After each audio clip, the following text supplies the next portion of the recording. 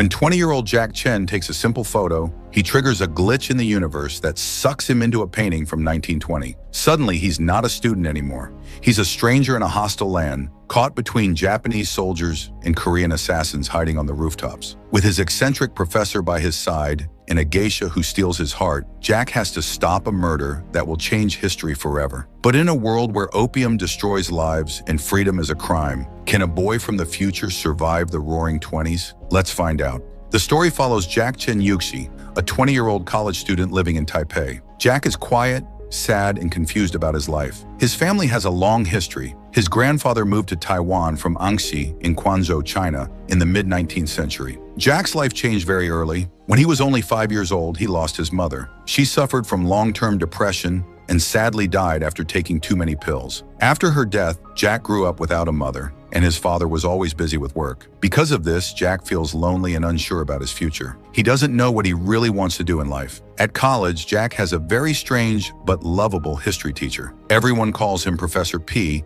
and some students also jokingly call him Professor Pig. Jack and his friends often visit his office for private lessons and casual talks. One day, during one of these private classes, Jack notices an old and unusual camera in Professor P's room. Out of curiosity, Jack uses the camera to take a photo of a wall clock. Suddenly, Jack remembers something important. He quickly gives the camera back, rushes out of the room, and leaves with his friends. Professor P feels confused by their sudden exit. A moment later, something strange happens. Professor P notices that the wall clock has stopped for a short time after Jack took its photo. Shocked, he quietly thinks to himself, "Is he the one?" Meanwhile, Jack is running because he wants to wish his girlfriend a happy birthday. However, instead of being happy, she breaks up with him. Jack gives her a teddy bear, but he forgets that she is allergic to soft toys. The next day, Jack goes on a school trip to the Twa Tiu Tiann Museum with his classmates and Professor P. Long ago, during the Japanese rule in the 1920s, Twa Tiu Tiann was the richest and most lively area in Taiwan. The museum shows many old objects from that time. One important place in the museum is the water dungeon,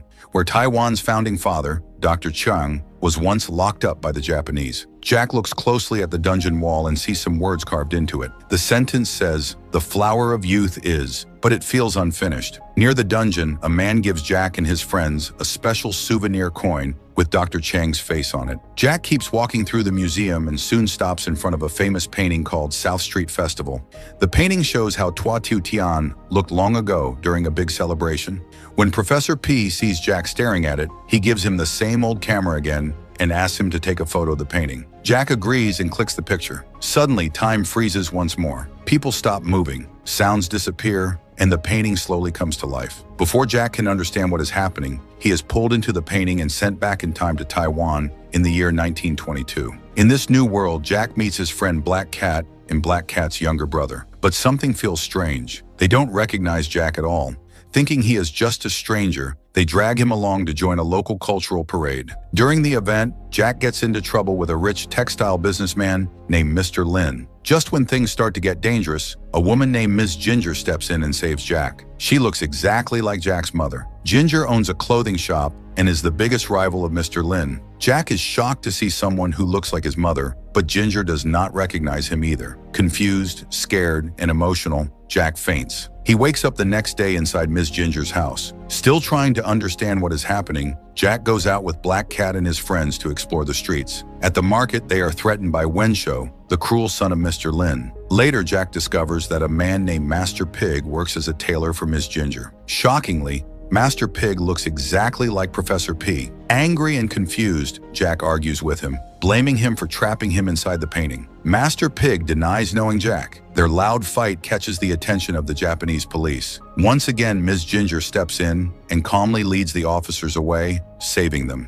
After this, Master Pig finally tells the truth. He admits who he really is and explains that he played a role in bringing Jack to this time. He takes Jack to his theater and promises to explain everything later when the time is right. Jack soon learns that Master Pig is actually Professor P. In this world, he works not only as a tailor, but also as a theater director. While watching a performance, Jack notices a beautiful girl named Rose sitting in the audience. He falls for her instantly. Rose and her friends are geishas, girls trained to entertain people through music, dance, and conversation. To impress Rose, Jack joins the play and takes the role of a tree. As the show begins, he changes the serious love story into a funny one just to make her laugh. His comedy is so good that the audience laughs nonstop, holding their stomachs in joy. The play suddenly stops when Japanese officers rush into the theater. One officer announces that the Crown Prince of Japan will visit Taiwan in the coming week. Because of this visit, all non-Japanese shows and performances will be banned until he leaves. Professor P and the others refuse to accept this order. They do not want to bow down to Japanese control. At that moment, Rose bravely stands up and starts singing a traditional Taiwanese song. Her song is a clear act of protest against the Japanese rule. Soon, more people join her. The whole crowd begins to sing together. The Japanese officers cannot control everyone, so they angrily leave the place in shame. Later, Jack finds a drawing that shows present-day Taiwan. He believes this picture might help him return to his own time. He tries to use it,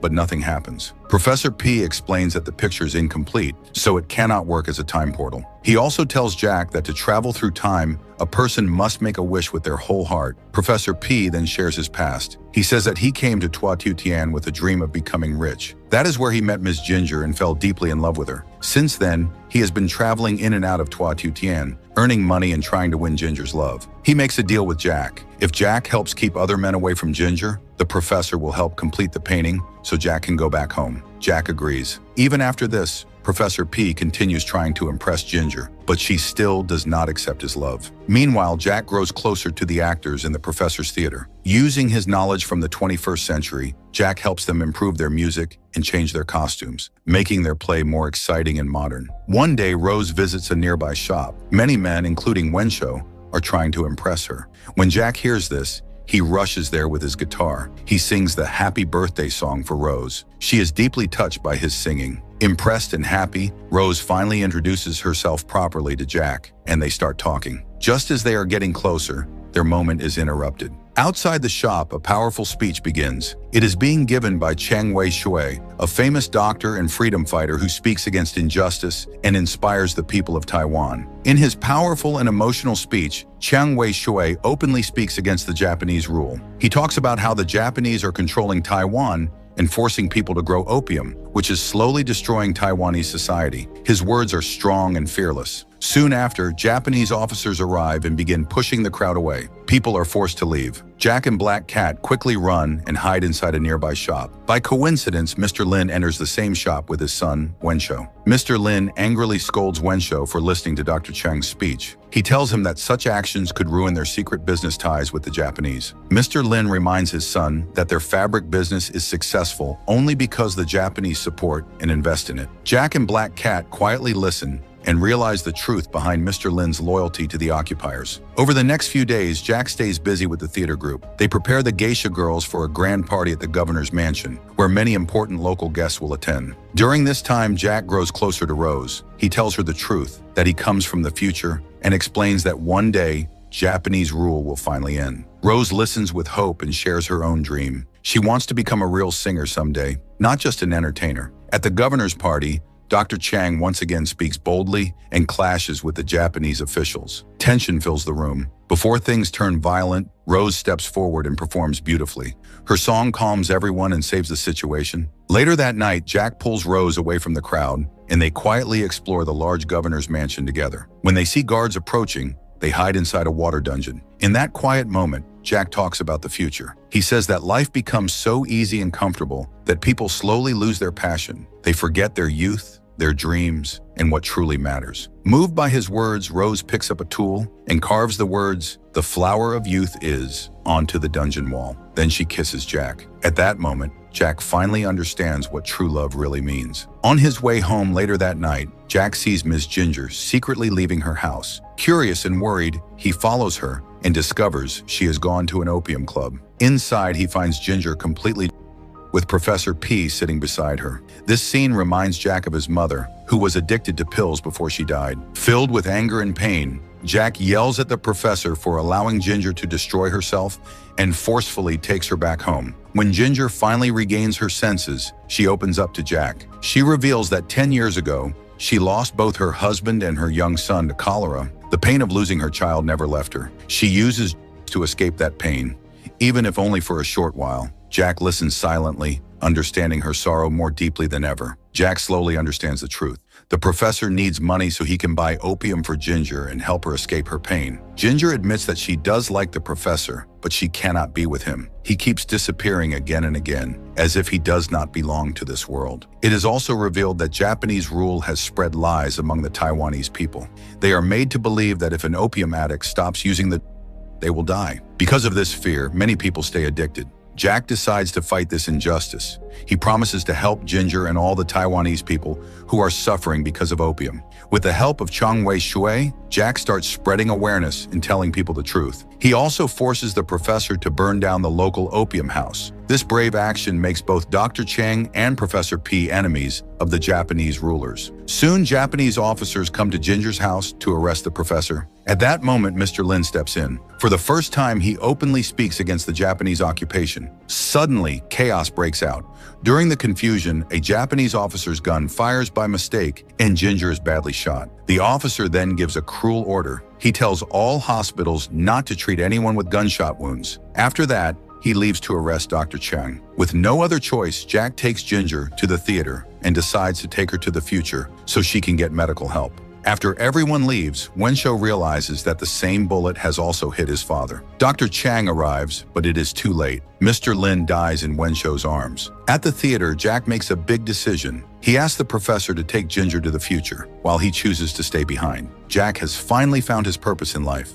Dr. Chiang is arrested for treason, and poor Taiwanese people are banned from appearing in public because of the upcoming visit of Hirohito. Seeing this injustice, Wenshou and his friends join Jack's group. Together, they plan to rescue Dr. Chang. One night, the geisha girls distract the guards. Jack and the boys sneak in and free Dr. Chang from the infamous water dungeon. At the same time, a local opium trader, whose business is being ruined by Dr. Chang's campaign, hires Korean assassins. Their plan is to kill the Japanese prince and blame Dr. Chang for it. Dr. Chang learns about this dangerous plan in time. Even though his life is at risk, he promises to protect the prince, knowing it is the only way to save innocent people and prove the truth. Jack and his friends spread a rumor all over the town. They tell people that anyone who does not come to Prince Hirohito's welcome ceremony will be cursed. Their plan is to gather a very large crowd so the assassins cannot act easily. On the day the prince arrives, Professor P also comes back from the future. As the prince walks toward Ginger's shop, Jack and the professor spot danger. They see the assassins hiding on a rooftop, ready to shoot the prince. Everything happens in seconds. Professor P throws the magical painting toward the bullet. At the same time, Jack and Rose jump in front of it,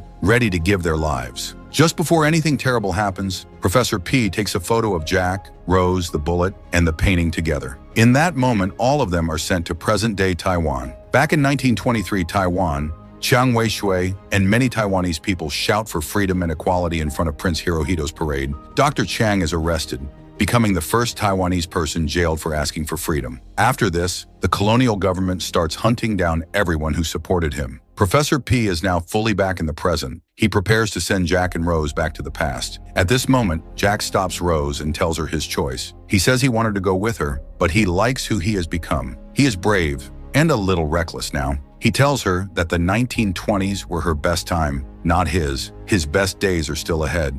He wants to stay and teach people about their true history. Jack kisses Rose goodbye, both of them crying as they part. Ginger then arrives. Jack hugs her tightly, crying with happiness. To Professor P's delight, Ginger says she has decided to stay with him in the present. Later, Jack walks alone through the TTT Museum. He goes to the water dungeon and reads the words on the wall. The sentence is now complete. The flower of youth is the blooming rose. Jack realizes that he finished Rose's sentence when he was with her in the past. All the happy moments he shared with her come back to his mind, and he finally breaks down in tears. After that, Jack meets his friends and hugs them more warmly than ever before. They sit by the water and talk about their dreams and hopes. The movie ends with Jack seeing a girl nearby who looks just like a blooming rose. He smiles softly. So now, what did you think of this movie? Tell me in the comments.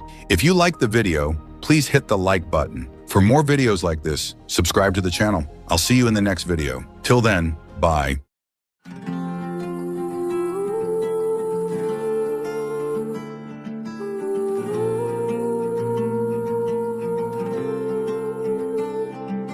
अब आओ ना फिर से मिल जाओ ना फिर से जलाओ ना मुझे मिटाओ ना यूं दिल से, अब आओ ना फिर से, मिल जाओ ना फिर से, जलाओ ना मुझे, मिटाओ ना यूं दिल से।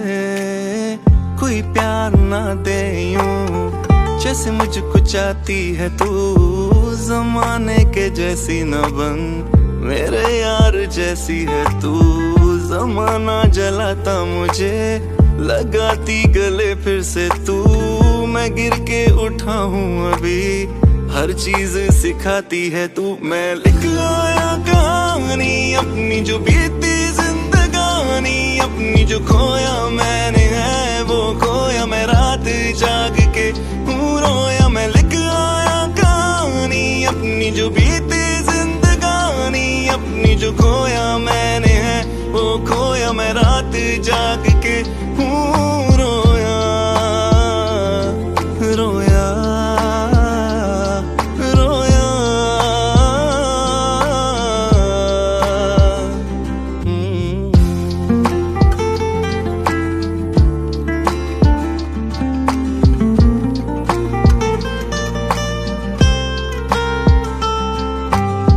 ख्वाहिश मेरी रह गई, तुझसे मिलूं मैं कभी, तुझको मैं प्यार दूं और बेशुमार दूं। दिल तो जला है बहुत, इसकी सजा है बहुत, फिर भी तेरा ही रहा, मेरी नहीं मानता। जितना भी चाहूं तुम्हें, मिलना है दर्द मुझे, होता है क्या इस तरह कोई भी इश्क यहाँ। तुम जो मेरी ना बनी, किसको बताता फिरूं ये दाग दिल अपना, किसको दिखाता फिरूं। वक्त बदलता है सबका, तुझको तो इसका पता था, फिर मुंह क्यों मोड़ गई थी, मुझको यूं छोड़ गई थी। साथ निभाना था मैंने, दिल भी जलाना था मैंने, फिर क्यों मेरी ना बनी थी और ये सजा बन गई थी। जिसको मैं जीता रहा था, ये दर्द पीता रहा था। ऐसी निशानी है तू, ऐसी कहानी है तू। मैं लिख आया कहानी अपनी जो बीती जिंदगानी, अपनी जो खोया मैंने है वो खोया मैं रात जाग के हूँ रोया। मैं लिख आया कहानी अपनी जो बीती जिंदगानी, अपनी जो खोया मैंने है वो खोया मैं रात जाग के हूँ रोया रोया रोया।